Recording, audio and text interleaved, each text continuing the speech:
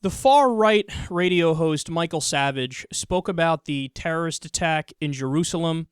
He says a bunch of crazy stuff.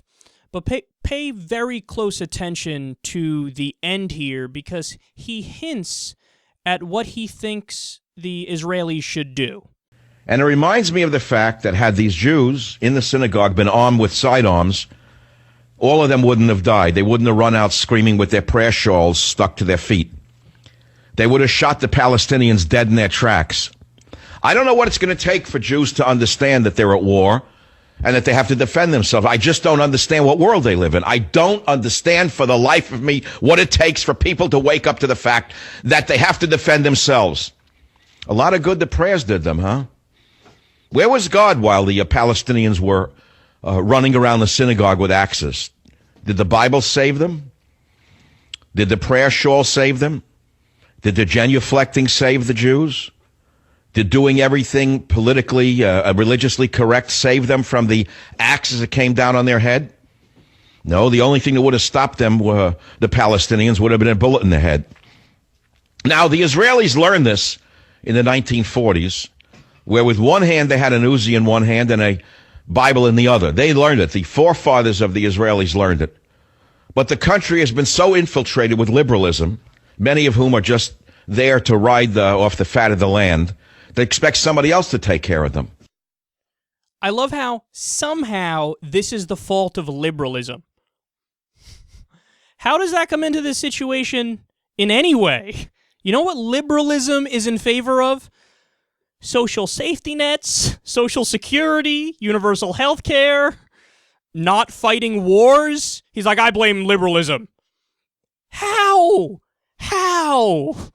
You could argue both groups of people that were there were clearly pretty strongly conservative, because they're both sides admit they're fundamentally religious. One is fundamentalist Muslim, the other is Orthodox Jewish. So how does this liberalism has nothing to do with this?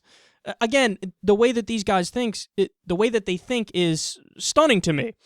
But did you notice towards the end there what he said? It was very important. It was very quick. He said, well, after the 1940s, you know, the forefathers, they understood it. They understood you need to have a weapon in one hand, a gun in one hand, and a Bible in the other.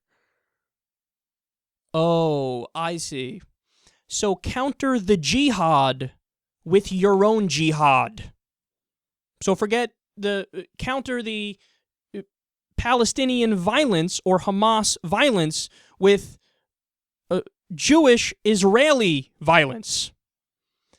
Yeah, that wouldn't make you the polar opposite of them. That would make you very similar to them.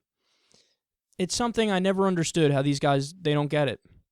They don't get it. Christian fundamentalists or ultra-Orthodox Jews, they don't understand that it's not that they fundamentally disagree with fundamentalist Muslims, okay? It's that they have their own version of lunacy and extremism and immorality.